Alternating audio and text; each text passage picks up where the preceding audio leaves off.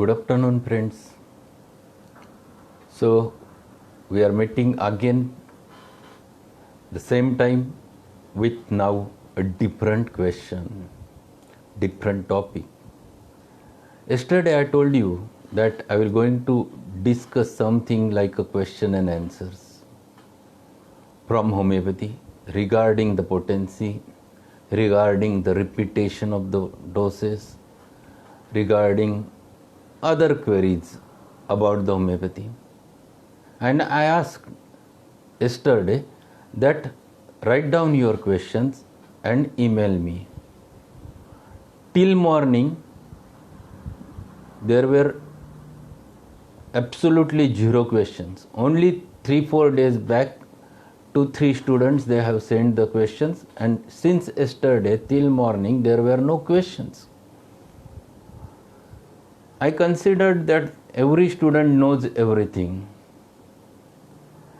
Every homeopathic practitioner, every homeopathic student understands homeopathy so nice that there is no question which arises in their mind. So I put just a note that instead of going on question and answers, I will start with something session. And that was an exciting factor. And all of a sudden, the susceptibility which was very low with everyone suddenly gets stimulated, and there are n number of questions which appeared within span of last 2-3 hours. In fact, it was very difficult for me thereafter to write down all questions and then to answer about them to you. So, this is the basic thing one has to understand, that unless and until our susceptibility gets stimulated, we never react. And same thing happened with us. Generally, the susceptibility of the homeopathic students is always low. That is what is my observation is that. Because whenever I used to teach, there are no responses. There is one rubric which I used to find it out, indifference, everything too, with the homeopathic students quite commonly. Whatever you try, whatever you give to the students, whatever you want to teach to your students, but there is generally a lack of response. And that in fact, because of which number of times it happens that how to go ahead, whether to teach or whether not to teach. Number of practitioners never try to answer the questions only because there are no questions from the student's point of view. If I was a student and still I am a student, there are a number of questions which arises in my mind regarding the things. Good afternoon, Srimali sir, you are there. Thank you very much attending my lecture. So,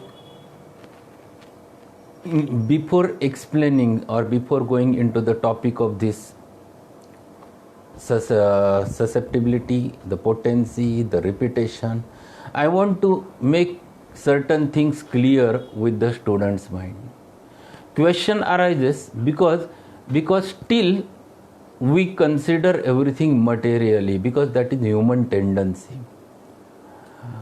We generally used to think materially. We used to think because we have learned the mathematics since childhood. And that's why material mathematics is always there in our mind. But when we have to deal with the human being who is not only the material, but who is made up of material as well as dynamic, you have to consider the dynamic laws also. Unless and until you understand the dynamic laws, it is not possible to understand the potency dilemma. It remains a dilemma every time.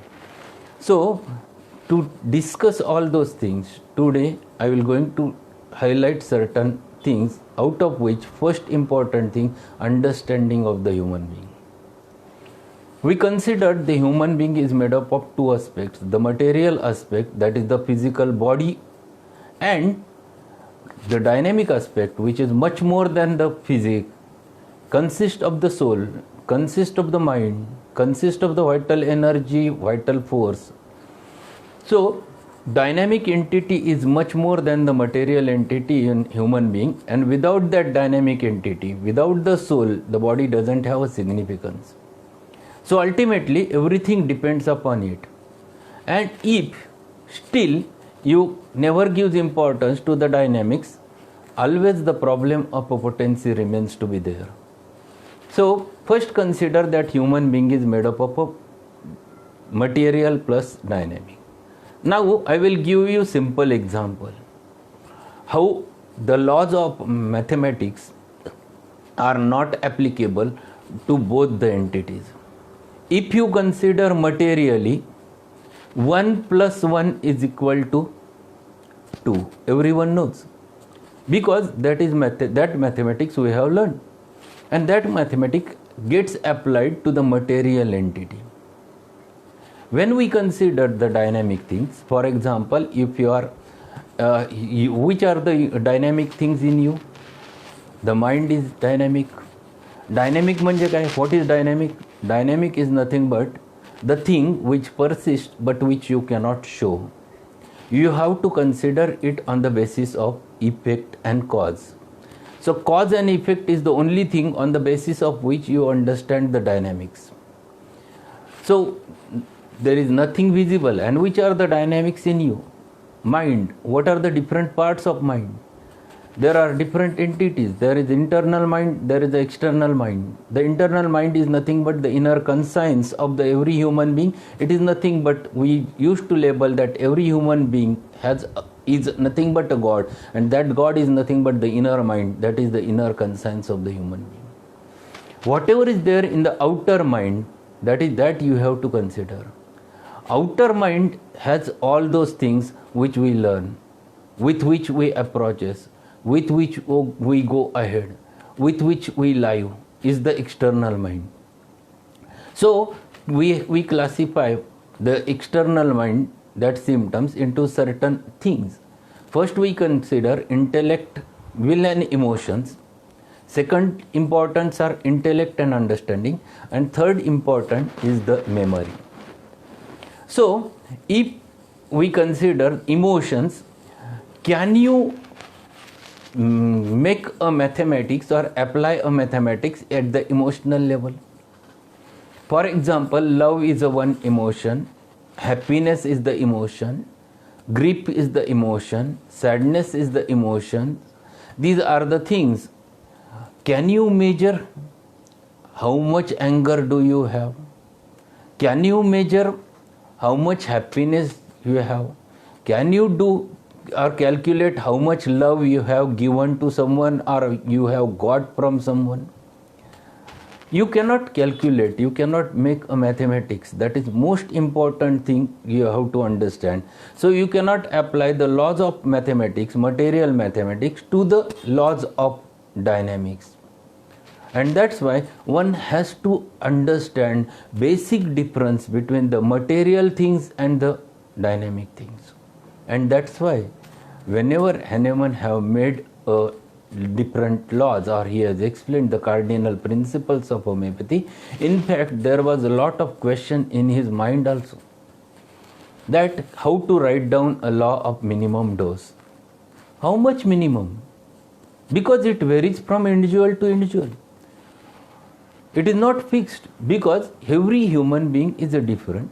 Every human being's dynamics are different. So every human being's dynamics are different. Every human being's susceptibility is different, because every human being carries different miasms. Every human being's constitution is different, and that's why every human being's reactions are different. The susceptibility is different. It depends upon number of things, and that's why you cannot define, yes, this is low and this is high. For someone 30 is the low, for someone it is 10 MA is also low, for someone it might be just 6 potency is also low. So it varies from individual to individual. You cannot define. And that's why in dynamics you cannot make a specific law. Whatever Hahnemann have done, he tries his level best to define the law of minimum dose as the dose should be so minimum so as to arouse the vitality in an individual, diseased individual. He has defined it in a proper way because this is the only thing he can do. It was only thing which was possible for him. And that's why he has made all those things. If you understand Hahnemann's life, Hahnemann came to the conclusion of a dynamics vital force in the 5th edition of Organon of Medicine. 5th edition was published in the 1833, and he came to the conclusion of dynamics at the end of his life. Still he, in the last 10 years of his life, he has tried his level best to define the laws and define the minimum dose, define the law of simplex, etc. But if he would have been there for another 20 to 30 years, he might have changed the things. This is one important thing no one notices. Everyone carries whatever have written by Hahnemann is 100% perfect, and we go ahead. I am generally things with my intellect. I generally utilizes it, and I consider whatever Hahnemann have told, yes, definitely it is very important, very good. But why don't you go ahead? Why don't we go ahead? Why we are still there? And that's why this topic is very important for today. So one thing is very clear, that 1 plus 1 is equal to 2 in material, but 1 plus 1 is not 2, but how much it you cannot calculate in dynamics. This is the basic thing one must understand. It might be 1 plus 1 is equal to 3, 1 plus 1 is equal to n, 1 plus 1 is equal to anything in dynamics. If it is so, then if we are giving a dynamic medicines to the patient. Now question arises, what is dynamic medicine? Any medicine which is given in material form, for example, even though homeopathic medicine given in a mother tincture is a material medicine, it works on the basis of principle of a primary action. So every medicine given in a material dose always produces a primary action. But if every medicine which is given in potentized form, so here how much potency is called to be a dynamic? The scientific answer is that the Avogadro's hypothesis is 12C potency or a 24X potency above the 12C or above the 24X potency. You cannot find it out of original homeopathic medicine by any type of experimentation in the given medicine.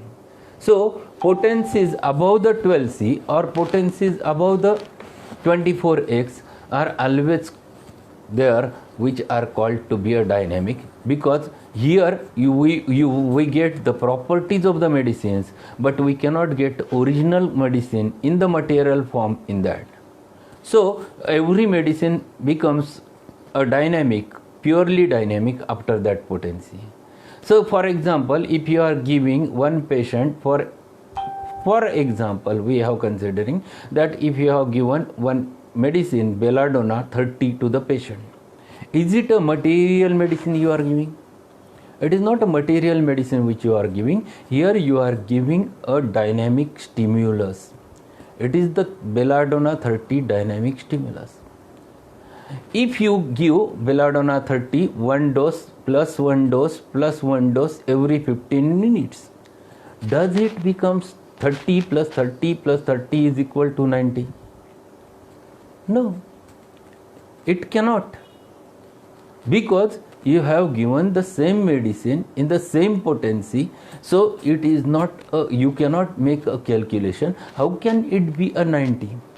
It is not a 90, it is 30 only. It will produce or it will act till only that much of action which 30 stimulus can produce. Then again a question arises, if one practitioner gives belladonna 30, there are few practitioners who used to give 3 more remedies along with that for the patient. For example, he has given belladonna along with the bryonia 30, along with the nux vomica 30. He has given 3 stimulus to the patient every 15 minutes.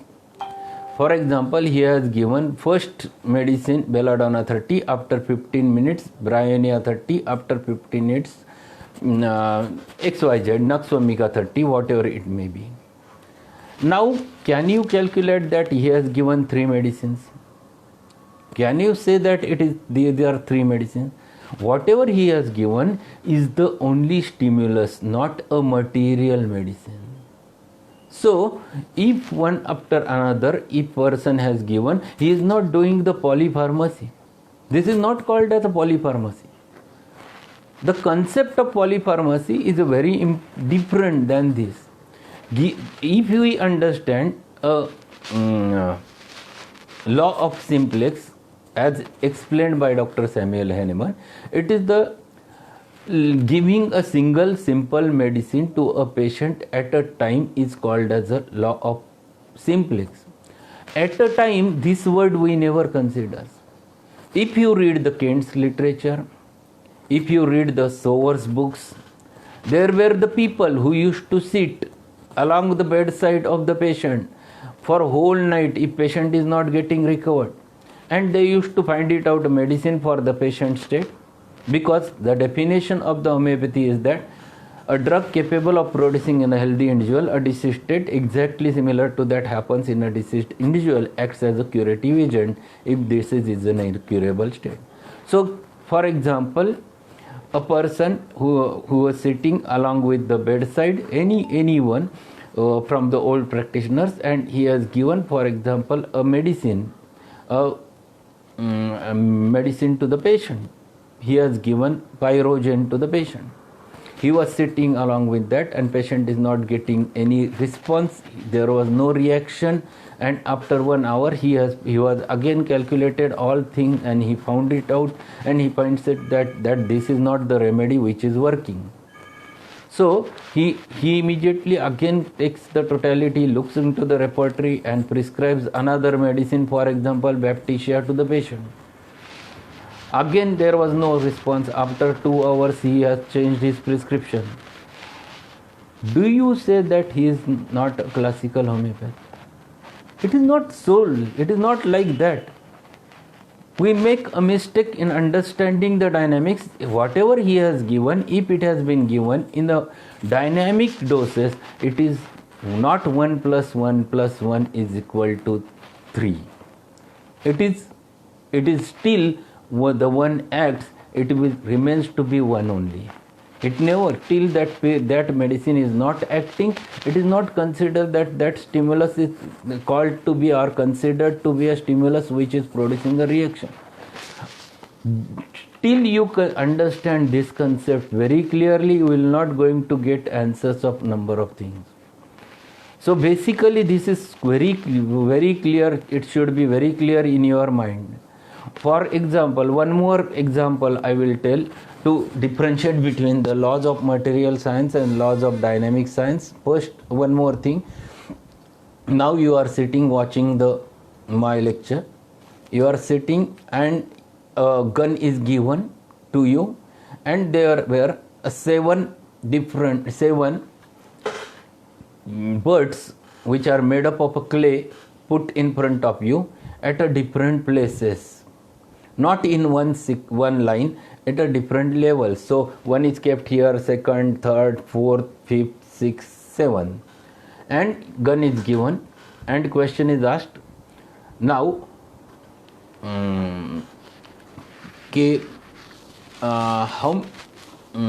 how many bullets you will require to throw them away from that site, or how to shoot them at that level? This is a material question. These are material birds made up of a clay. So everyone's answer is Definitely I know it is 7 bullets, at least minimum 7. That is the answer, very clear, because it is so fixed, it is material. Now question arises, instead of they are made up of clay, they are live birds and a gun is given. Then what is your question? If you will say, sir, one, because if you shoot one, others will fly away, they will not remain over there. Answer is correct. If someone says, sir, it will not require a medicine because if you say shoo, that way they will run away. Someone says that, sir, it will they will two bullets will be required. I asked why. Sir, one was impaired of hearing, one was deaf, and that's why it required 2 bullets. Yes, answer is correct. You cannot define because it depends upon the situation.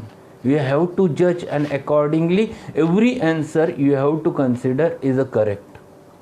So you cannot say that it is 30 is fixed, 200 is fixed, 100 1m is fixed. It is not fixed.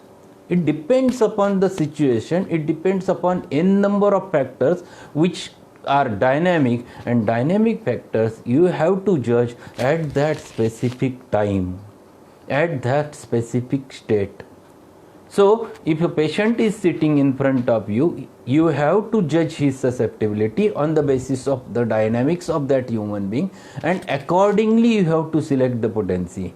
The same patient returns back to you tomorrow, his state might change, or he might require a different potency, because susceptibility is an entity which will not going to remain one and fixed. So this is what one should understand. This is very clear, that susceptibility is the entity which will not going to remain again and again one and same.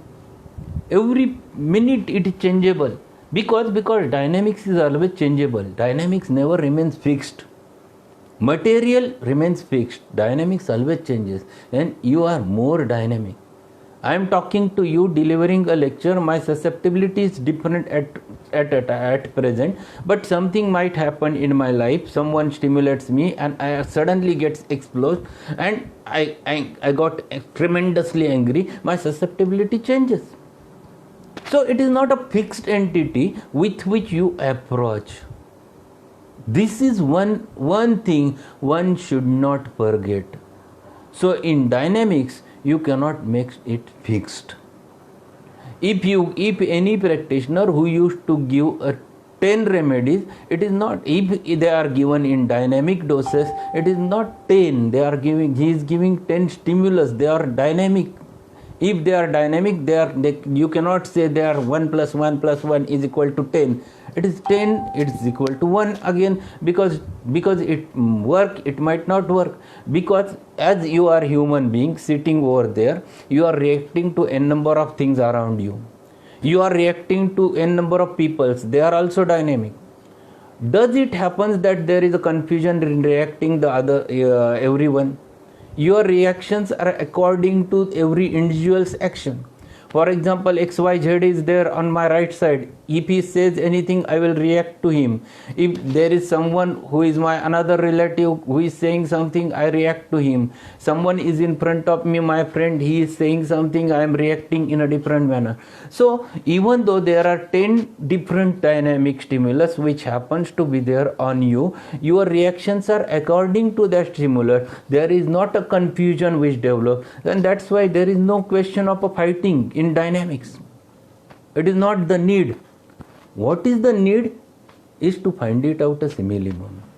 What is the need? To find it out, or judging the susceptibility, to judge that patient, to judge that human being. That is most important thing while selecting the potency. And that's why today we are going to discuss certain things about the potency. These were the basic primary things one must know and one must understand. Material laws cannot be applied to the laws of dynamics, not at all. That is first important thing one must clear in their mind.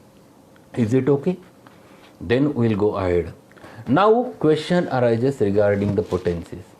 I will going to discuss everything and then I will enter into the questions, because I know that if you understand these things, automatically the questions get solved in your mind. There is a question that if I ask number of students, or even in seminar I used to ask the question and number of practitioners regarding the potency.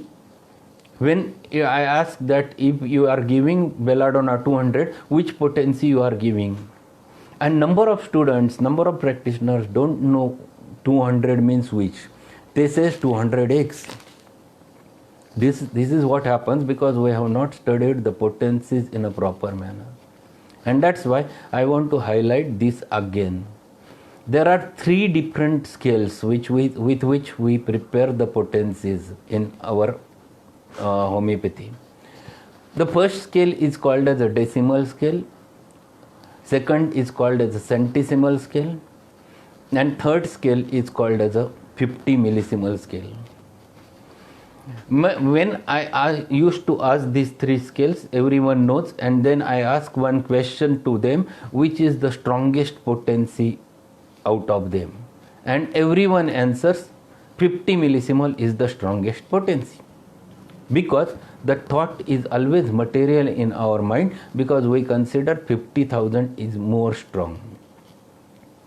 We never understand what is potency and what is dilution. Today morning my colleague Dr. Shishir has asked one question that, sir, must highlight between the dilution and potencies, because it is written on the medicine dilution, and what is the difference between them? Dilution is nothing but you are diluting that medicine, and potentization means you are potentizing or stimulating or liberating the energy. These are 2 different words. When we dilute, now you will understand one important thing, that when you dilute in decimal scale, the dilution is that 1:10 proportion. Means what? This is the scale which has been developed by Dr. Herring. What do you do? A simple example I will give you so that you can understand which potency is strong and which potency is mild. First important thing, if you take 1 gram of salt, common salt, and you dissolve it in 10 drops of water. Second, in the second part, you have taken same 1 gram of a common salt and put it on in the 100 drops of water. And in third part, you have taken 1 gram of salt and you have put it in 50,000 drops of water. Now you answer me, which is the most diluted solution? Most mild is the 50,000 drops. Most strong in these 3 is the first decimal, where you have put it in 10 drops. It is more concentrated. Less concentrated is centesimal, and absolutely less concentrated is the 50 millisimal. One question now you have, it is cleared that 50 millisimal scale is 100% most mild potency Hahnemann have developed at the end of his life, during his last stage of his life. And he said, he has introduced in the 6th edition of Organon of Medicine to utilize in different types of difficult cases or pathological cases. So first thing is clear that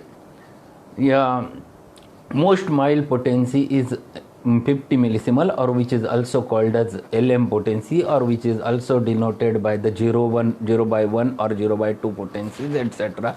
That is most mild potency. Now question arises, which is strongest potency?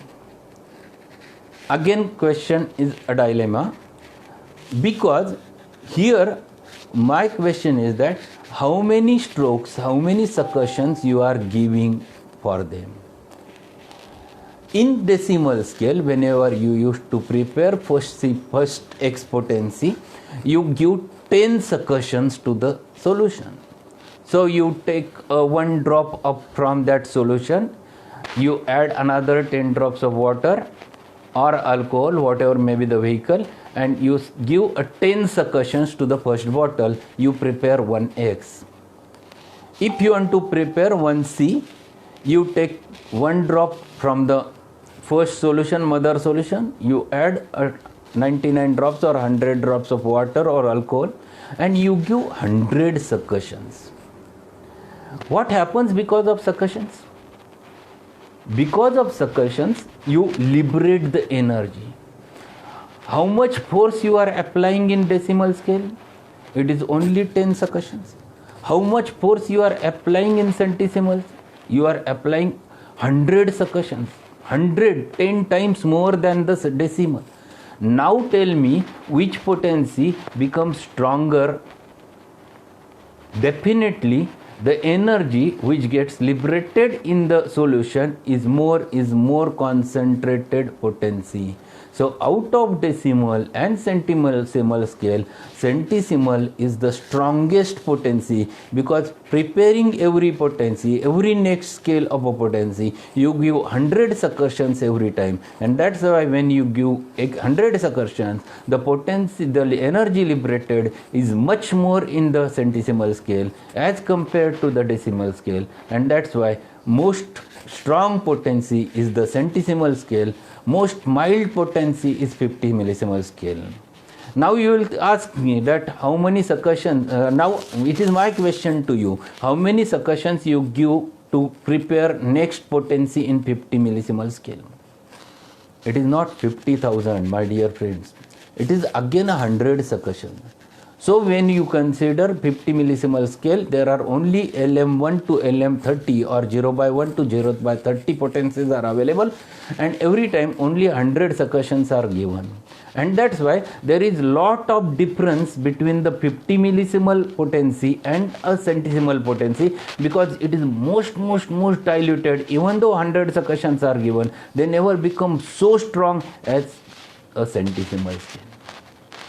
So most strong potency is the centesimal, most mild potency is the 50 millisimal, and most medium potency generally is the decimal scale.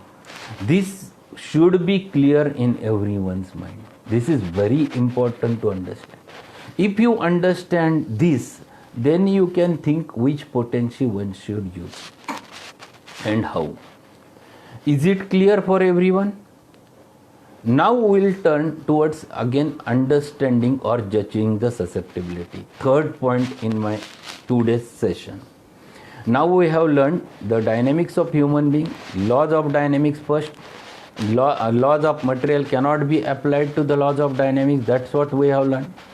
Now thereafter we have differentiated all three potencies, the decimal, centesimal and 50 millisimal.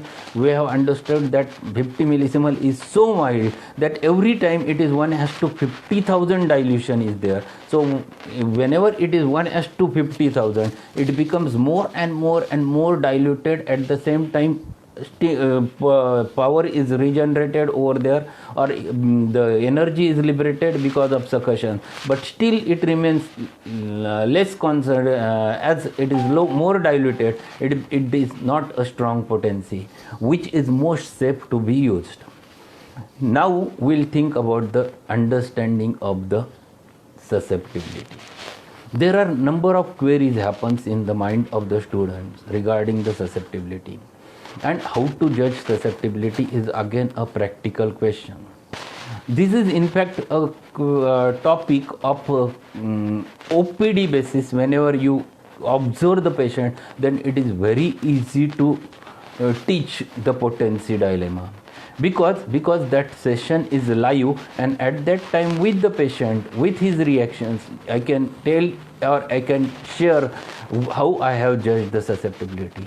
But till it is not the workshop, or it is not the live OPD, but it is a live session, a seminar is going on, I will try my level best to make it more and more simpler. So how do you judge the susceptibility in the human being? Susceptibility is based upon number of factors. So you have to consider first according to the age.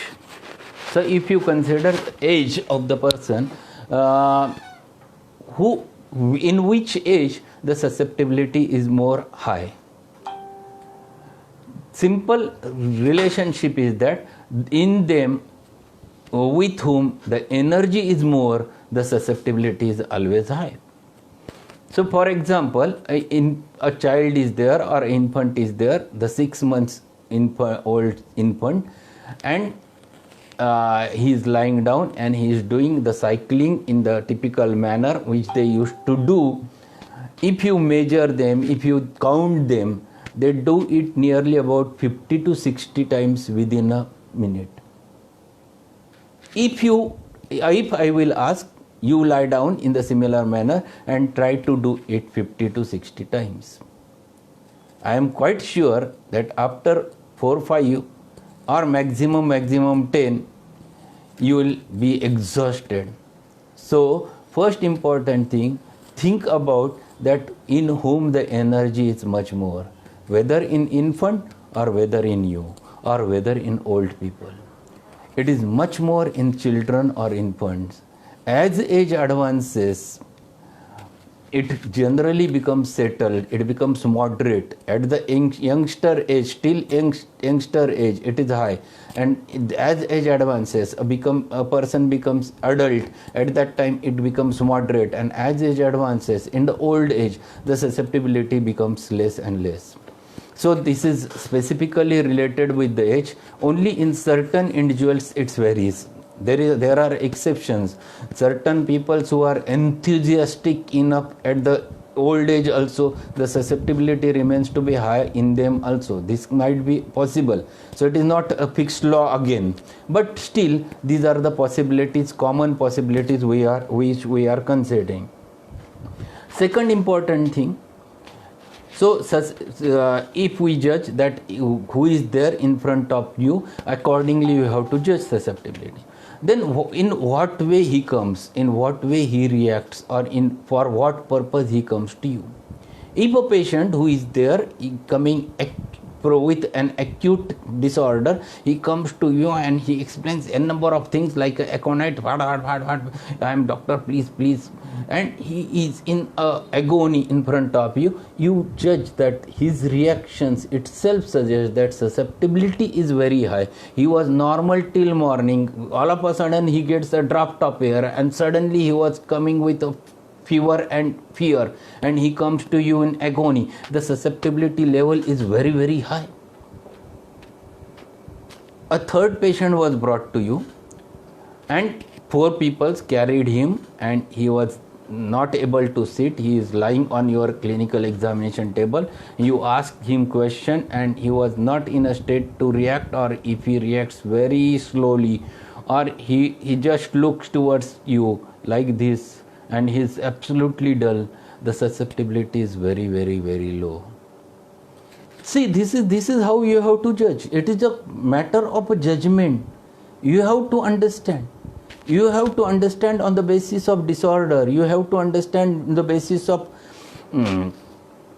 age. You have to understand on the basis of gender. You will ask, how can it be? What is the difference in male and female? In case of male, the intellectual susceptibility is much more than the females, and in case of females, emotional susceptibility is much more than the males. And this is quite common. This is definitely there. And that's why you have to understand who is the patient in front of you.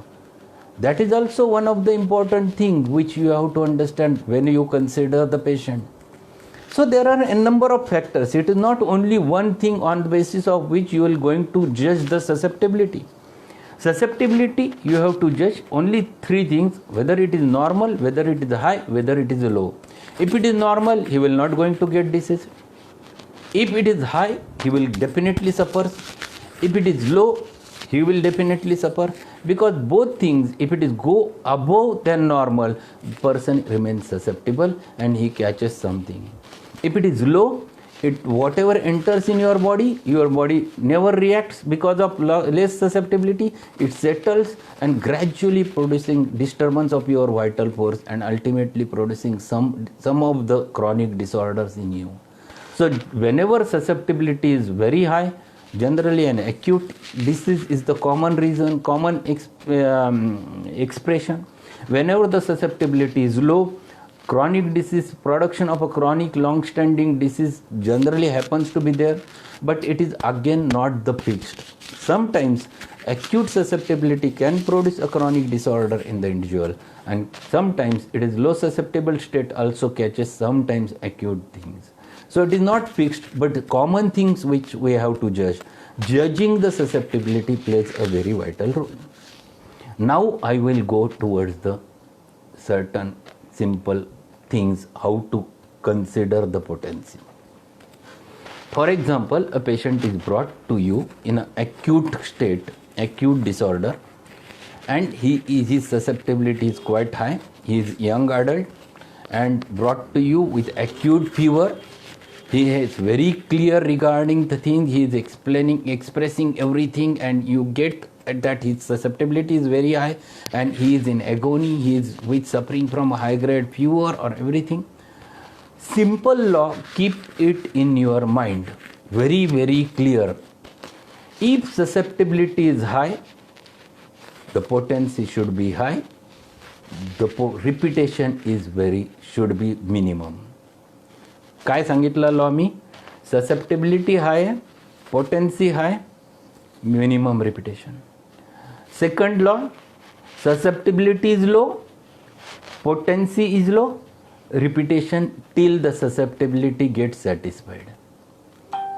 Very important, understand, if susceptibility is high, think of high potency, but minimum repetition, very minimum repetition, because your one dose patient can react because he is already in a highly susceptible state. So whatever stimulus you are going to give to the patient, you have to give in high potency, because he requires that pace. Already he is in this pace, your remedy should match in the similar pace.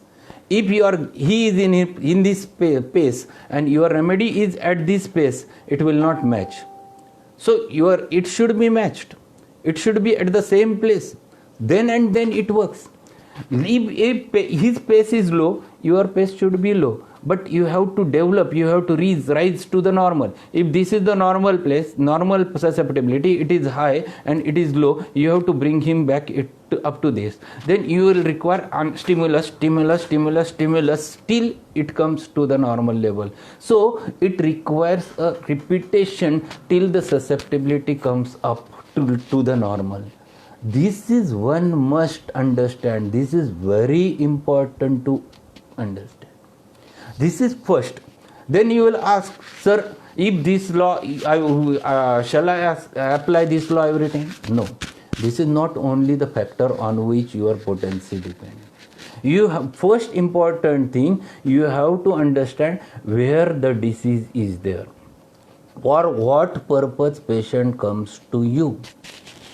For example, a patient comes to you for a fever blisters around his mouth, and he comes to you and he explains, doctor, बघा नाही कालपासनं काय झालं, since yesterday I have this and it is very painful since, and it happened because yesterday there was rain. I get wet in the rains and this has been developed and little bit body ache is there, but it is burning. You see his tongue, it is absolutely red tip tongue. Rainy weather, red tip tongue along with the fever blisters around the mouth. See, judge the susceptibility. Susceptibility is high, susceptibility is moderate. He has suffered because it is little bit high, that's why he has cashed. Those are called as fever blisters or herpes simplex. But where exactly the disease is there? Disease is most superficial level. So here your remedy, the remedy, it is the Rustox. Remedy is Rustox. But if you have given Rustox, in which potency you will going to give?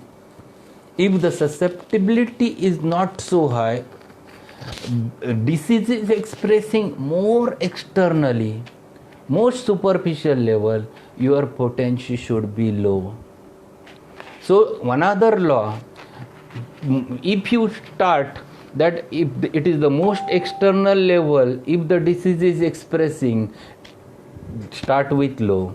If it enters little bit inside at the muscular level, go with moderate. If you go to the inner core at the bony level and patient is having bony problems, inside the bone problem is there, you have to go high. Because as you make or increase the potency, it starts penetrating more inner and inner side of the human being.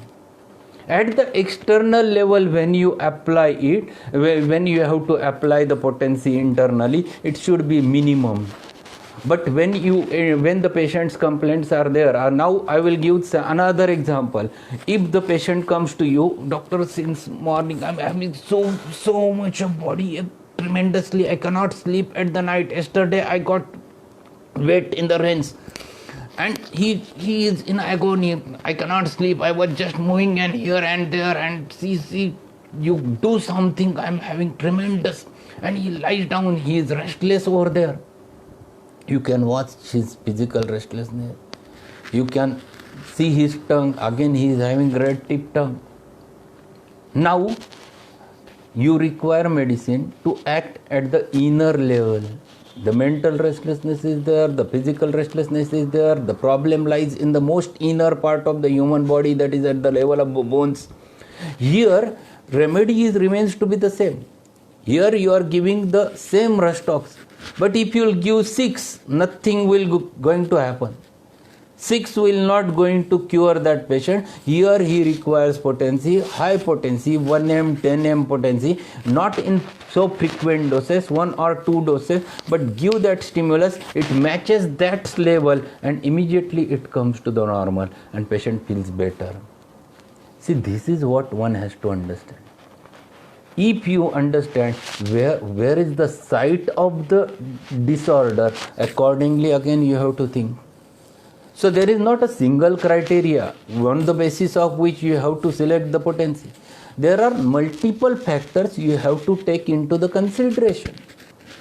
Another thing I want to discuss with it, that what type of disease it is.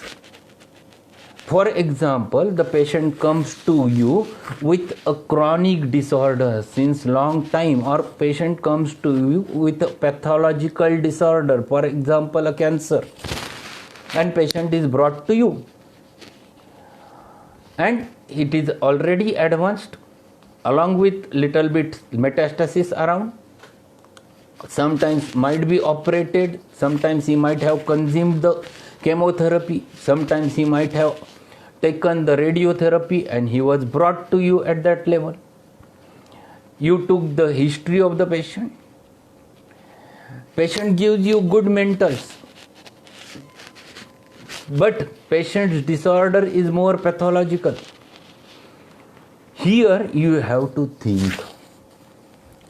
If you, generally what happens, generally it is a theme in everyone's mind that if mentals are much more in the case, give high potency. No friends. It is not so. Yes, it can be possible. A person, even though his pathology is marked, he can give you the mental. Sometimes it depends upon that person also. He is able to talk. Then he can give you the answer. And if he gives you mental, so immediately you will going to give the high potency, will stimulate that pathology and it will increase the pathology. You should not go. Instead of that, here you have to bring back that pathology again to the normal, revert the pathology. At that time, better potency is the lowest potency. And which is the most mild potency? Most mild potency is the 50 millisiemens. So why not to give a 50 millisiemens in such types of cases? You give and repeat. You go and repeat. No problem. It never causes any trouble, because it will not produce any homeopathic aggravation or medicinal aggravation immediately, being it is mild potency. And you can very nicely, very clearly, you can repeat. In such case, if you think of a centesimal and if you consider that if patient's pathology is not reacting, shall I repeat? You are in confusion whether to repeat, whether it produces aggravation. Why to go into the confusion? Think clearly. He requires the LM. Give LM. You can repeat and you can see the results. If there has to happen aggravation in LM after giving LM potency, it happens when there is a cure takes place after some times. For example, you have started a case with platina LM1 with the patient, LM1, LM2, LM3. After every month you have judged the patient and changed the potency, you have go ahead. Sometimes at the level of LM6 or LM7, patient now starts getting again the similar features or some functional symptoms. It means that patient susceptibility is now matched with the LM6, and now it is the time to wait for some time instead of repeating the medicines. So in LM you never get aggravation as you used to get in centesimal immediately in case of acute disease. In case of chronic diseases, you get aggravation whenever cure has to take place after some time. It is not a immediate period which will going to happen or which will going to produce aggravation in LM with LM potency.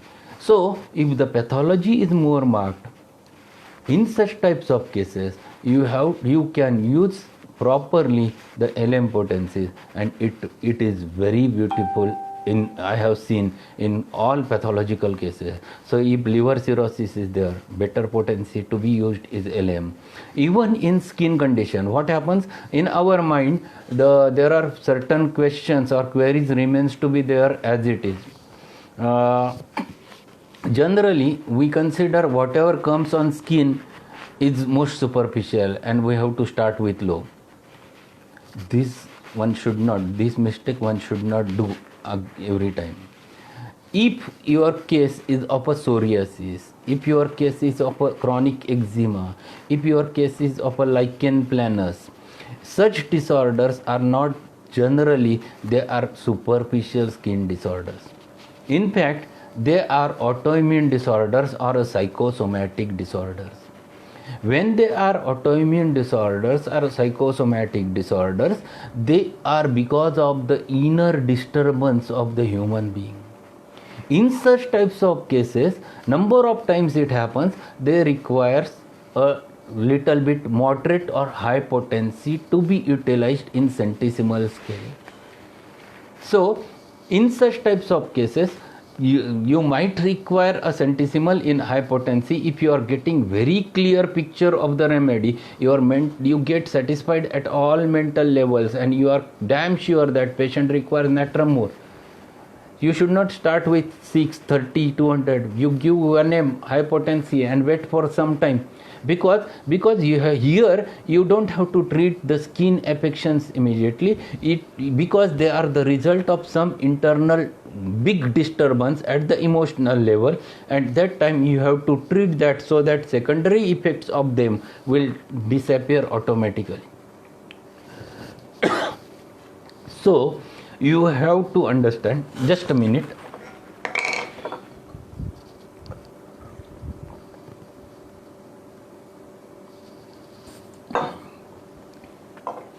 You have to understand what disease the patient is suffering from. That is also one of the important entity which we have to know. And that's why in the third aphorism, first important knowledge, Dr. Samuel Hahnemann have mentioned that he should have knowledge of disease, indication. In one sentence, in a bracket, he has written this: knowledge of disease, indication.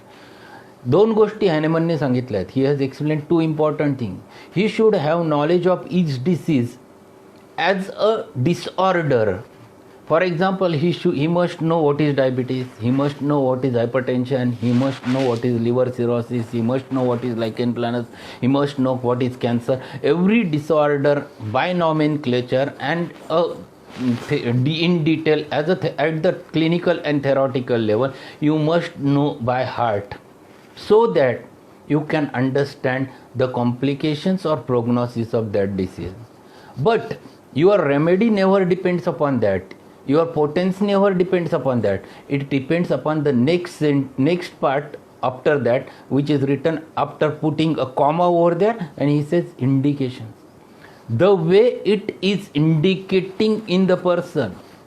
So a diabetic patient who is quite enthusiastic in early age, 35 years of age, suffered from diabetes, comes to you, he is very vivacious, expressing everything, he is very lively. There is no susceptibility is very high. He might require remedy which has that pace, which has that capacity, which can match that pace. And that remedy is the patient's remedy even in high potency. But if a diabetes patient comes to you in a debilitated phase, he doesn't have a strength, he is lying down or he wants to lie down, there is a lot of weakness happened, he becomes impotent, everything, and debility is more marked, the susceptibility is now low with the disease, same disease. So you have to understand all those things. It is not one thing which will going to give you things. All those things matters a lot. So disease is one more factor which you have to consider. And most important thing after that remains is the what remedy you are selecting. Remedy which you will going to select plays a very vital role in potency selection. If you are choosing for your patient a patient who is having chronic tonsillitis, his tonsils are hypertrophied, a child is there, it's quite dull, shows engorged tonsils over there, and they are kissing to each other, and a child with a glandular affections, you have selected a Barretta carb. You must know the pace of Barretta. Open your Borix Matremedica. Open the Barretta carb. See what has written at the end in the dose level. I am quite confident regarding that. The Boric has mentioned over there. Barretta is very slow in action, bears repetition. आपण नेमकं काय करतो त्या रिलेशनचा खालचा भाग आपल्यासाठी नाहीच आहे असं वाचतो. This is not so. It is very important. In the dose part which Boric has mentioned is also having a meaning. There are number of hints he has given.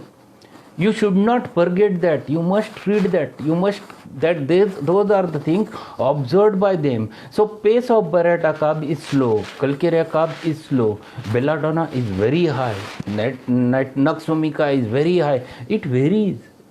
Every remedy is different. Their pace are different. Accordingly you have to think, and that's why when you are thinking of giving a medicine, if it is an acute medicine which is acting a short acting medicine, even though it acts all over the body or everywhere, but still its pace is too fast, but very short acting remedy bears repetition. So another thing, if it is very deep acting remedy, for example Calcarea carb, you should not repeat too much, but you repeat till the susceptibilities arouses. Certain deep acting remedies, sulfur, lycopodium, which are called to be a constitutional remedies. Here again you have to think about according to the case, for what purpose you are giving, and accordingly you have to utilize. But in those cases, in those medicines, you should not go on repeating. So plumbum metallicum is the remedy which is a deep acting remedy. Might be a patient might require it either in the LM potency or either in the CM also, in the centesimal also, depending upon the case, for what purpose he comes.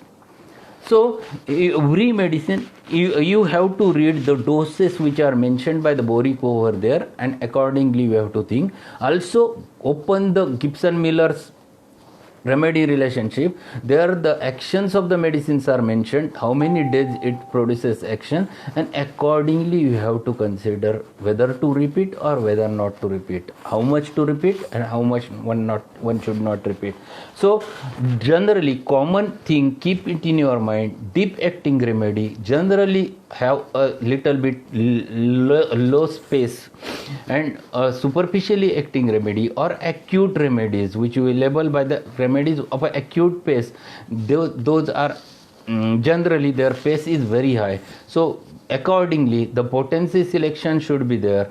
If you are using constitutional medicine, if your patient is giving all the details about him and it is very perfect simillimum, not having big pathology, you can go for a high. But if the same patient is having a big pathology or irreversible pathology, you have to start with low. You can even start with the LM. So it varies. Potency is a very important thing which you have to consider over there. One more question remains in student's mind or even practitioner's mind. Sir, what is constitutional? Constitutional खरं विचारायचं तर कॉन्स्टिट्युशनलचा विचार केला तर the medicines which are responsible to build your constitution are called as constitutional. मग आपल्या बॉडीचे constituents कुठले आहेत तर जे मिनरल्स आपल्या बॉडीचं कॉन्स्टिट्युशनचा भाग होतात त्यांना आपण कॉन्स्टिट्युशनल म्हणतो. Then question is again asked by the students, how LICO becomes constitutional? LICO becomes constitutional because lycopodium is also part and parcel which carries the same ingredients, same elements from the earth, and which has the similar content. It has lycopodium has a calcium inside it. Lycopodium has a sulfur inside it, and that's why it works at the deeper plane, becomes a constitutional also. So accordingly you have to think. There is this study is lacking in homeopathy. If one will work on this, that every remedy prepared from the plant kingdom, what are the elements which are there in that, whatever may be the part which is utilized for the purpose of making the medicine. If roots are prepared, roots are used, then if you find it out what are the contents of the root, and if you find it out that this root contains the elements such as calcium, another root contains the silicea, and then you correlate that why this remedy is having more similar to the silicea, why this remedy is having more similar to the calcarea. If one will going to do this type of work, he will definitely remain in the history of homeopathy forever. This is missing in homeopathy. This one should do. This type of work one should do. This is too important to understand. So you have to understand what remedy you are giving. If you are giving constitutional remedy, it again depends upon all of the factors which we have discussed up till now. If the disease is more functional, you can go for high. If disease is more structural, you have to start with the low. I know that already a lot of time I have, it is 1 hour is past, but there are a lot of things, lot of questions are there, and I think today is the highest presentive over there which I am observing, because there are a lot of queries everyone's mind, but there is one rubric with everyone. What is that rubric? एक rubric सगळ्यांमध्ये पाहायला मिळतो. Timidity transacting his business when, and only remedy is opium.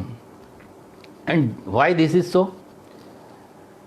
Yesterday I told you, you ask questions and no one have put the questions. There was a timidity. How can I ask? How can I send mail? How can I put it in the group? Some people have asked me personally on my mobile. Why it is so? This is very important, that if you want to learn, ask it directly. If very important thing, keep it in your mind. If you don't know, say I don't know. I am learning lot of things even today. Yesterday I have heard the lecture of Dr. Alok Mishra. I learned a lot of things. I have learned with one more fellow from the Calcutta, Naveen. He is younger to me, but I have learned it again. So there are number of things. One more thing which I want to discuss today about the potency, about the biochemic medicine. It is not the time I will going to discuss about biochemic medicines. It is full lecture which will require to discuss about the biochemic remedies. But whenever you are giving biochemic medicine, it is the concept which is made by Schussler, and he was indolent homeopath, and that's why he came to the conclusion of 12 tissue remedies. But in fact, that work which he has done is the most important work he has done. I used to use biochemic medicines in my practice regularly. Biochemic medicines are based upon the molecular supply of the things. Whatever medicine, the concept is that the disorder happens to be there with that specific tissue salt at the molecular level, and that molecular disorder should be treated at the same level, so it requires the decimal scale. Till the 24x potency, everything is semi-dynamic. It is not purely material, but it is not purely dynamic. Whatever is there, because you are triturating, so you are creating potentizing. So you are creating dynamic entity, dynamic power inside it. But at the same time, the material you can find it out. So it becomes automatically a semi-dynamic material. It acts at the molecular level. And biochemic medicines or 12 tissue remedies are worked at the molecular level, and that's why they are generally utilized, prepared in X potency or decimal scale, and they are used in the similar manner. Then, so these are the things which I have discussed. These are regarding the potency. There are, again, I know that there are multiple things still remains in mind to be answered, but there are certain questions. I think I have since today morning 28 questions are there. There are number of repetitions which I have considered in the same also, but 3-4 days back there were few questions asked by certain doctors. One question was regarding we are coming to a very perfect medicine, sir, but we are not able to give a very perfect potency. Yes, but this is for that purpose the today's session I have taken. And I think lot of things have been cleared in your mind how to judge about this potency. So potency is always important. Today morning one more question was there from the Dr. Chandrakant. Sir, it has been said over there that choosing a perfect medicine is sufficient. Not it never matters or to give potency. It has been said by somewhere else. Or there are certain people who used to use only 30 potency in their practice. If you are doing so, then what is the use of understanding the whole homeopathy since last nearly about 5.5 years in the college? You are learning susceptibility, and if you are not understanding susceptibility, you are learning the potencies, and you are not able to understand the potencies, how can you practice? Every remedy in a different potency works at a different level, and that's why one more sentence in the qualities of homeopathic physician. First quality which we have discussed, knowledge of disease, indication. But knowledge of medicinal powers असा शब्द हॅनेमनने वापरलाय. He has written knowledge of medicinal powers. He has not written knowledge of medicines. If it is so, why he has utilized the word medicinal powers? Every medicine in a different potency is a different medicine. मी काय शब्द वापरतो पुन्हा लक्षात घ्या. Every medicine in a different potency acts as a different medicine. That's why Rustox 6 is different, Rustox 30 is different, Rustox 200 is different, Rustox 1M is different, 10M is different. So accordingly, depending upon the case, you have to match not only the remedy, but you have to match the potency also. And it is a matter of a judgment depending on that. And that's why I always suggest to everyone that everyone should have a clinical aspect, clinical knowledge and clinical trial, and learning with the homeopaths who used to practice accordingly, so that they get acknowledged with potency properly. If you are not getting this potency understanding, definitely there are failures even though you come to the right potency. And that's why one must think, one must use the intellect. If you don't know, ask clearly. You can put a question on my homeopathic group, or you mail me. If it is possible, I will try to answer whenever time permits. But there are number of practitioners in the group. I am quite sure they can answer your questions, even though if I am not, it is not possible for me. Then there are 2-3 questions asked by Dr. Neha from Pune.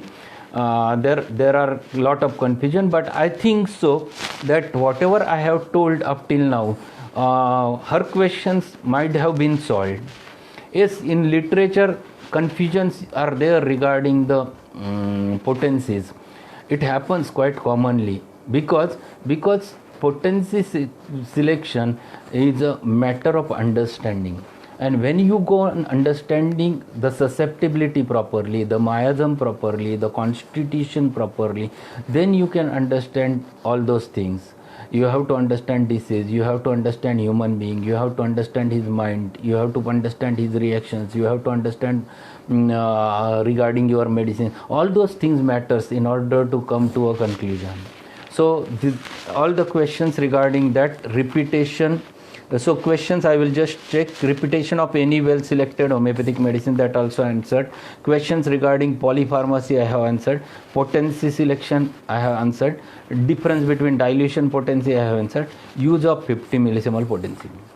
Generally 50 millisiemal potency requires wherever pathologies are there, and it requires wherever any disorder which requires a repetition to stimulate his vital force till the susceptibility is matched. Any condition, LM potency is the best potency to be utilized. Question arises, sir, shall we use it in acute? Yes, you can. If you feel that patient requires, you go for a little bit high. LM, instead of starting with LM1, you go to the LM10, 11, depending upon the situation, and you repeat it. Even in a fever case, to tackle that fever, you can repeat it in LM potency in little bit higher doses, and that can work even in acute condition. So there are multiple things you can utilize this LM potency, not a single entity, and which is the most safe to be utilized. Then question arises, sir, can we use the 50 millisiemal in mental disorders? You can and you cannot. It depends. If you are treating mental pathology, LM is good, because sometimes giving a remedy in centesimal, even in high potency, can aggravate the patient's condition at the mental level, because mental disorders are also pathological disorder. For example, if a patient is suffering from schizophrenia is a pathology that you have to understand. So you should not go, mental case high potency days. Not so. Sometimes it aggravates. Patient can go into the panic state, can do anything. Even in such types of cases, yes, you can use. But if a patient case is there purely physical, along with lot of mentors in your case, your remedy is very perfect, and patient requires medicine, should not go with LM now. Now you are damn sure your remedy is very perfect, patient's condition is not pathological advance, and in such types of cases better potency is always centesimal. एक प्रश्न होता, what will happen if low potency is given when high is indicated, and vice versa? Answer is that you never get the desired result. But sometimes there might be an aggravation. For same example I will tell you. Fever blister ची case होती, and I was not having Rustox 6. It was finished, and I have given Rustox 30. The next day there was an aggravation. I told already to the patient there might be aggravation, there might be eruptions will get increased at that time, and I have given caution, don't repeat, take a dose and tell him come to tomorrow, and he came and with aggravation. I stopped. I have just given placebo, asked him within 2-3 days it will subside, and it has subsided. You must have that knowledge. So if in a patient was requiring low and you have given high, sometimes it stimulates, it aggravates condition, and vice versa. Opposite thing can be possible. Another thing, patient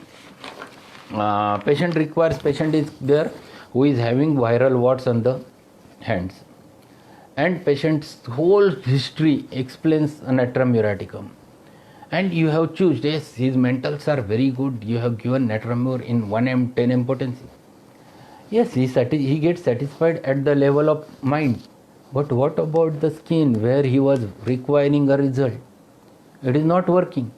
And if you will choose natramur 6 and repeat little bit, that viral warts disappears over there, the flat warts disappear. Same remedy is very, very perfect, but you have chosen a wrong potency, and these are the things which can be possible in practice. So this is very important thing one must understand. One question was there, sir, you have told the concept of satellite remedy. आता satellite remedy हा concept मी आज नाही बोलत, परंतु if you have chosen, for example, today belladonna, afterwards you have given the complementary to the belladonna, the calcareata, after giving calcareata, patient may enter into the rush tox, and you have given rush tox 10M to the patient, and now after some time patient again return with the belladonna phase. प्रश्न असा आहे की now which potency you will going to work. In first state you have given 30 to belladonna, but now you have given rush tox last time, and now if patient is expressing belladonna, whether you will going to choose a 10M or you will start with the 30. My answer is there, at that specific situation, what is the susceptibility of the patient, that you have to judge. Accordingly your potency you have to consider. It might be 30, it might be 200, it might be 1M. Every time judging the susceptibility, judging the patient state is very, very important. There was one more question. Okay, sir, if I have given 10M to the patient and now I want to come to 30, shall I come?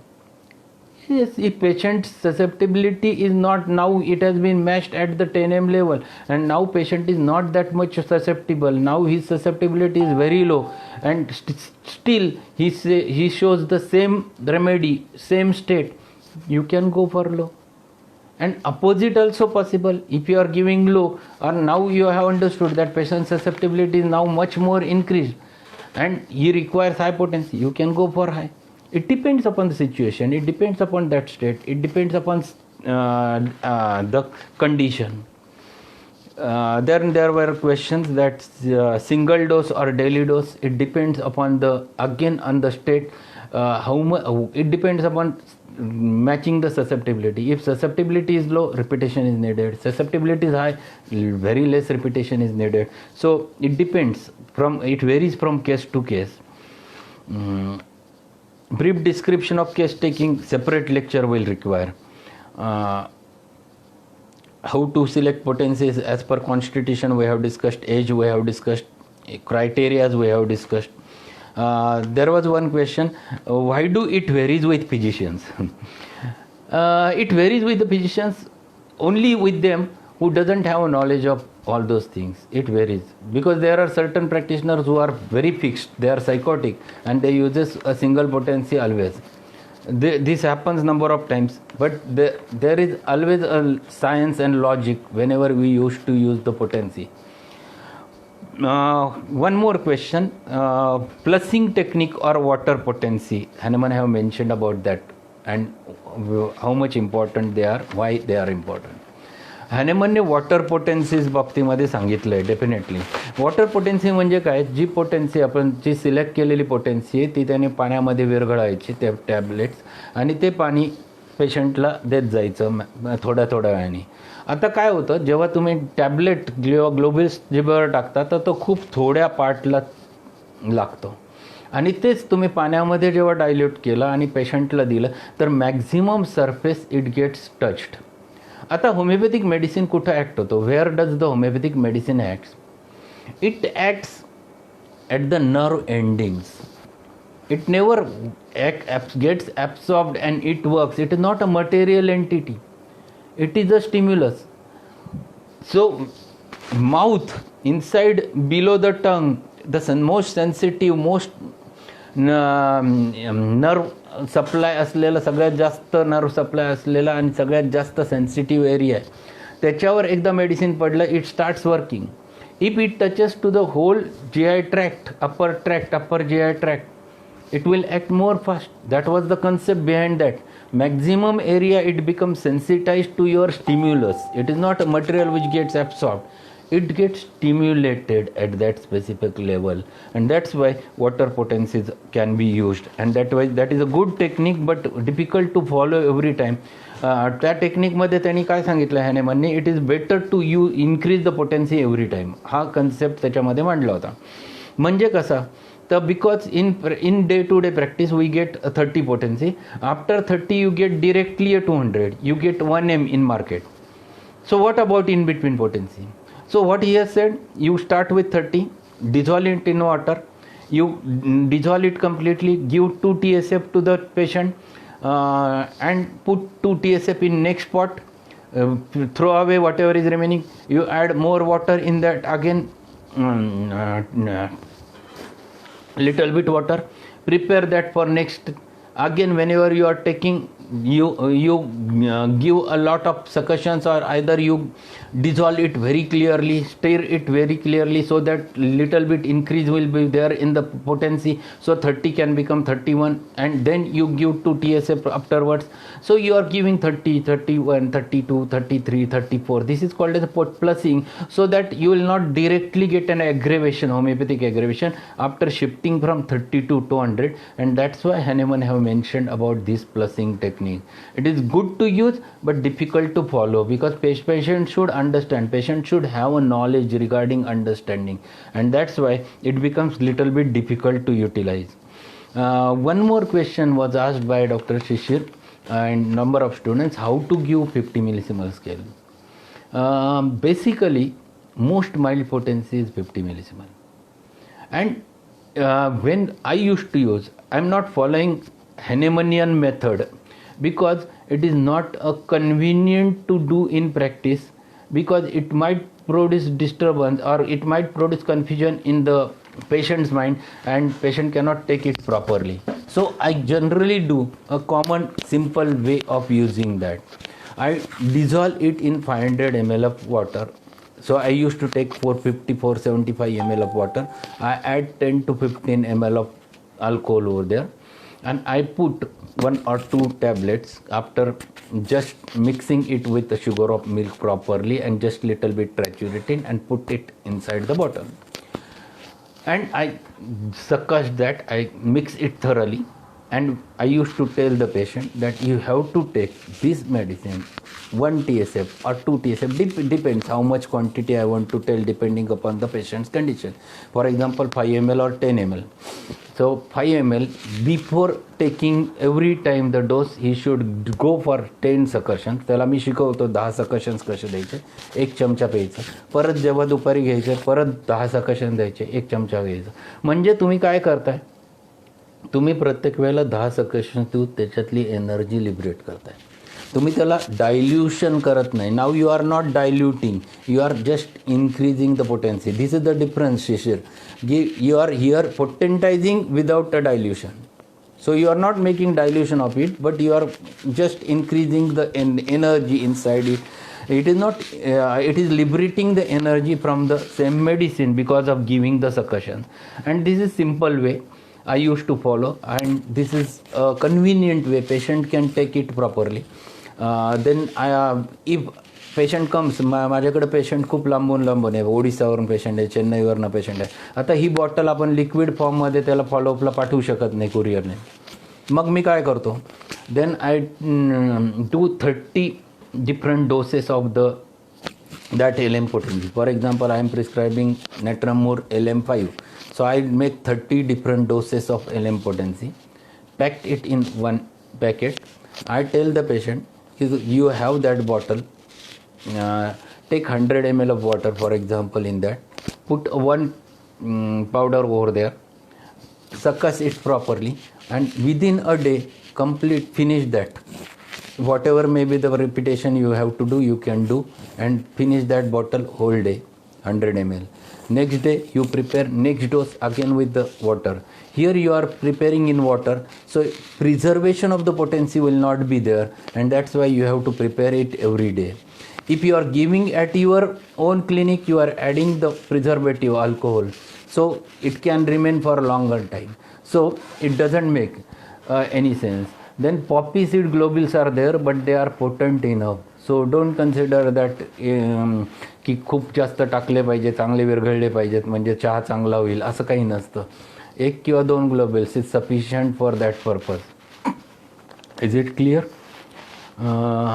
Biochemic medicines and mother tinctures, separate lecture it will require. Potency in mental and one-sided diseases and repetition, that already we have discussed in detail.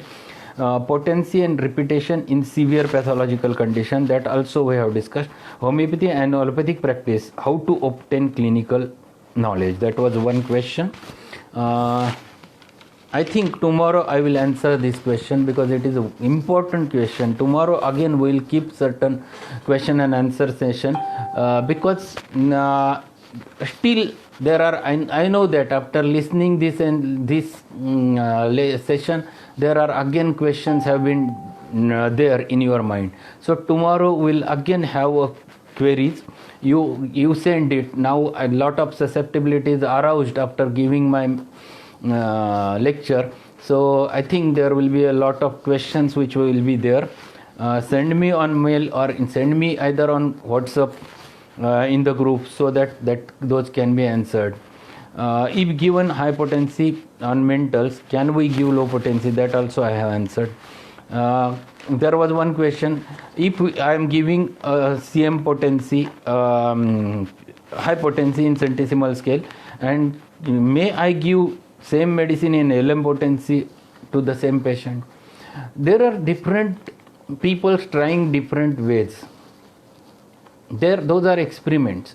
You can do experiment, write your own inference about it. Everyone do the experiment. It is ultimately your experiment, but whatever I have told up till now, that is sufficient to understand that depending upon the case what to choose, whether to choose centesimal or whether to choose LM. If you are choosing LM, why to go for centesimal? So you should be clear about your thoughts whenever you are considering the remedy. What is the right time of administration of the remedy in chronic cases? Very good question was there from, I think it is Vibhauri. She has asked the question. Good question. Yes, it generally, if the patient is in agony of the pain, it depends, it varies what type of disease it is, but generally it depends upon medicine also, or it depends upon what type of disease patient is having also. If it is the intermittent fever case is there, which is in front of you, and now he is in heat stage or he is in a chill stage, don't give your medicine in that stage, give placebo, even though you are damn sure about remedy. What Hahnemann have said, when it starts declining, when the sweating stage has started completely and when it starts ending, that is the best time to give a homeopathic medicine in such types of cases. In chronic pathologies, generally it is not specific time which is needed, because chronic state is continuous state. At that time you cannot find it out a time ki ह्याच वेळेला दिला पाहिजे. But there are certain things which are mentioned. It should not be given during aggravation period. For example, if lycopodium is having aggravation time of 4 to 8 p.m., you should not give lycopodium between 4 to 8. Either you give it early in the morning or late at the night. That is the best time. But during that time, you should not give a medicine to the patient. During aggravation period, you should not utilize the remedy. Instead of that, leave that time and then you give the remedy. So it depends upon that.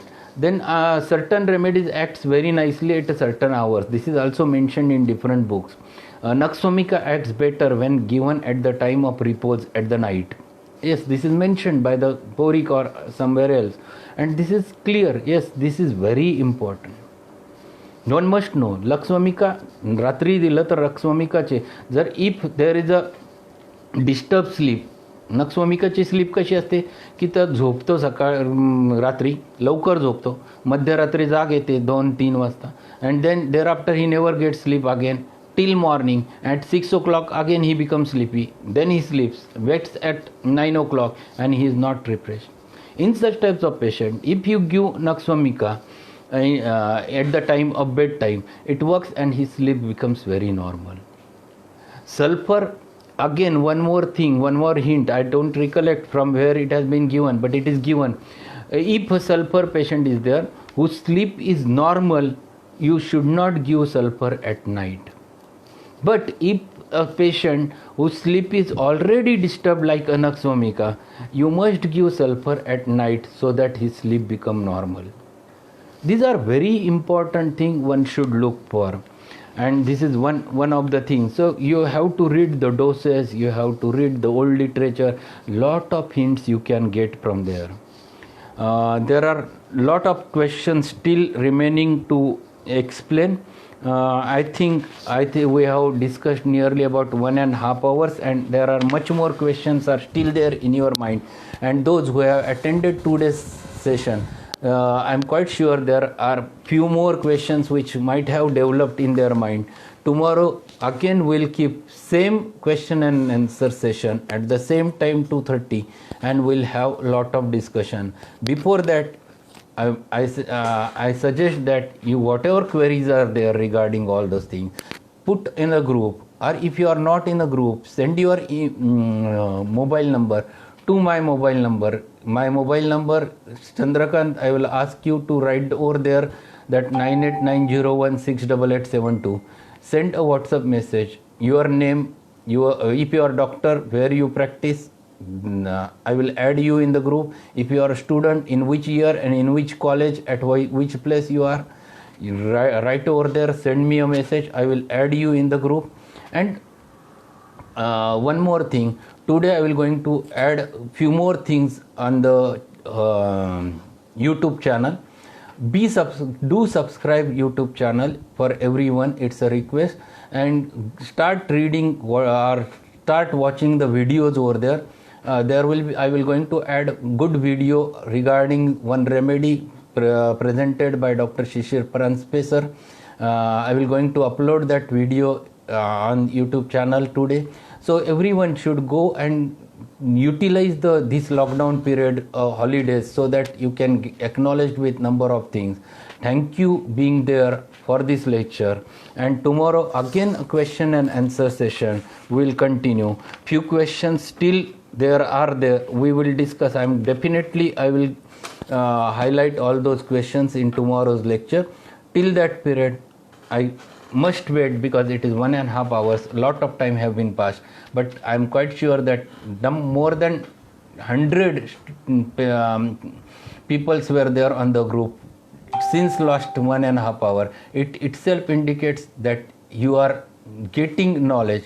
Only thing is that you are not good reactors, your susceptibility is not strong enough. I never get replies on the group or anywhere, how was the lecture, or what you want, what else you can add. Nothing, no replies were there. I expect those reply from all of you.